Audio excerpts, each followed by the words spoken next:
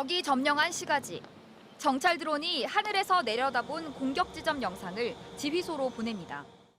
소총 사격 드론이 적의 경계병을 제압합니다. 사격. 건물에 숨어 있는 적을 찾아내는 건 무게 33g, 손바닥보다 작은 초소형 드론. 자폭 드론이 창문으로 들어가 적을 제거합니다. 무인 전차가 한 번 더 공격을 가한 뒤 첨단 장비로 무장한 장병들이 적진으로 뛰어듭니다. 육군이 추진 중인 미래의 전투체계 아미타이거 4.0의 훈련 모습입니다. 드론과 무인 전차 등 첨단 무기가 선제 공격한 뒤 피아 식별 적외선, 개인 통신기 등 33개 전투 장비로 이뤄진 워리어 플랫폼을 장착한 장병들이 투입되는 방식입니다. 모든 정보는 실시간 네트워크로 연결돼 지휘소와 전 장병에게 공유됩니다. 육군은 아미타이거 4.0을 2040년까지 전 부대에 확대하겠다는 계획입니다. 공중에서 적을 공격하는 소총 사격 드론과 기동성을 높인 차륜형 장갑차입니다. 첨단 무기로 전투원들의 피해를 최소화한다는 게 아미타이거 4.0의 목표입니다. 해마다 줄어드는 병력 감소에 대비해 1인 전투력을 높이겠다는 건데 실제 아미타이거 4.0 체계로 훈련한 결과 전투력이 기존 50% 이하에서 66%까지 올랐습니다. 전투 효율과 생존성이 높아지고 실시간 전장 상황까지 알 수 있어 싸워 이길 수 있는 자신감이 생깁니다. 내년 예산만 1조 6천억 원. 각종 신무기 생산을 위한 막대한 예산은 물론 적의 전파 방해를 막을 대전자전 전력 개발, 드론 부품의 표준화 등 기술적으로도 해결해야 할 문제들이 남아 있습니다. MBC 뉴스 남효정입니다.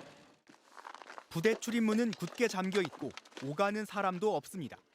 신병들의 함성으로 가득했을 곳엔 정막만 감돌고 있습니다. 1953년에 창설됐던 육군 27사단이 근 70년 만에 해체되면서 신병 교육대도 문을 닫은 겁니다. 싸우면 반드시 이긴다는 27사단 이기자 부대 마크는 이제 찾아볼 수 없습니다. 옛 주둔지에는 지금은 다른 부대가 들어와 있습니다. 대신 다른 부대가 일부 들어오기도 했지만 장병들에게 크게 의존했던 지역 상인들이 체감하는 경제적 타격은 적지 않습니다. 아무래도 지장이 있죠. 3분의 1 정도 줄었다고 보면 돼요. 터미널 쪽 이런 데는 있는데 이쪽 구석에는 아예 없지 군인들. 식당 웬만한 데는 거의 죽었다고 보면 돼요. 도시 자체의 활력도 줄었다며 주민들은 실망하고 있습니다. 달라졌죠. 장날인데 사람이 없잖아요. 없어요, 젊은 사람들. 사람이 점점 빠지는데 뭐 좋아질 수가 있겠어요? 강원도 양구에 있던 이 사단도 4년 전 해체된 뒤 아예 다른 지역으로 내려가 재편성됐습니다. 그러자나도 인구가 줄어 지방 소멸의 위기감을 느끼던 접경 지역에선 대책을 호소합니다. 한개 사단에 의존을 하고 있는데 병사들이 이제 점점 숫자가 줄고 있죠. 이제는 군장병에 의존하는 시대는 지났다라고 이제 판단이 되고. 부대 해체는 계속 늘어 5년 전부터 강원도와 경기 북부 등의 1개 군단과 6개 사단이 해체되거나 다른 부대와 합쳐 재편성됐습니다. 8군단은 올해 안에, 28사단은 오는 2025년에 해체될 예정인 것으로 알려졌습니다. 병력 의존도를 줄인 국방개혁이 이뤄진 영향도 있지만 입대 자원 감소가 문제입니다. 지난 2018년 59만 9천 명이던 우리 군 병력은 10만 명 가까이 줄어든 50만 명 선입니다. 일단 국방부는 인공지능, 무인화 등 전력 현대화로 병력 감소에 대응하겠다는 방침입니다.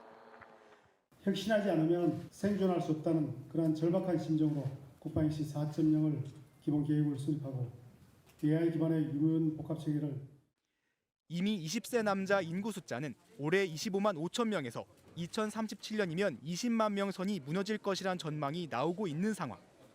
군은 국가를 지키는 임무에 더해 다가온 인구 절벽 문제를 극복해야 하는 과제도 안게 됐습니다. MBC 뉴스 송희표입니다. 현재 징집병 규모는 30만 명. 여야 대선 후보들은 대체로 징집 규모를 줄이는 방향의 병역 개편 공약을 내놨습니다. 이재명 후보의 선택적 모병제는 지금처럼 징집대 병사로 입대하는 규모를 절반인 15만 명으로 줄이고 대신 전투병과의 부사관을 5만 명 더 늘려 군인을 직업으로 선택하는 폭은 더 넓히자는 게 골자입니다. 징집 규모는 줄지만 대신 군을 첨단 전투 체계가 잘 갖춰진 스마트 강군 형태로 전환해 전투력은 유지한다는 겁니다. 또 취사나 경비 같은 비군사적 업무는 군무원과 민간 위주로 돌리겠다는 구상입니다. 병력 규모 위주의 전술 방식을 뛰어넘는 혁신 전략과 전술로 스마트 강군으로 전환해야 합니다. 안철수, 심상정 후보도 장기적으로 징집병을 크게 줄이는 건 마찬가지입니다. 안 후보는 전문 부사관 같은 간부를 늘리고 현역 입대 대신 산업기능요원 같은 대체 복무 기회도 확대한다는 계획입니다. 줄어든 현역병 소요에 연동해서 산업기능요원이나 사회복무요원제 확대를 하고자. 반면 심 후보는 징집은 점차 줄이고 모병은 확대하는 혼합 형태로 운영하다가 2030년부터는 완전 모병제로 전환하겠다는 게 특징입니다. 2030년대에는 징집은 소멸되며 병사계층은 전원 모병으로 운영될 것입니다. 윤석열 후보는 무인 전투체계 도입에 따라 병력도 감소될 거란 시간표를 제시했지만 그렇다고 당장 병역 개편을 하자는 데는 부정적 입장입니다. 한 20년 정도 지나면 모병제로 완전히 정착하자. 한 20년까지 그러면 징병제 하다가 20년 후에는 모병제 할 수 있다. 점점 줄어나가야 되겠죠. 후보들은 저마다 병역 대상 인구 감소와 현대전 체계를 감안한 공약이라고 합니다. 하지만 미래 안보 상황을 감안해 적정 병력 규모가 어느 정도일지, 징집병 축소를 보완할 군사력 증강 방안은 물론 이를 포함해 직업군인 확대에 따른 예산이 얼마나 더 필요한지에 대해선 구체성이 떨어진다는 지적도 나오고 있습니다.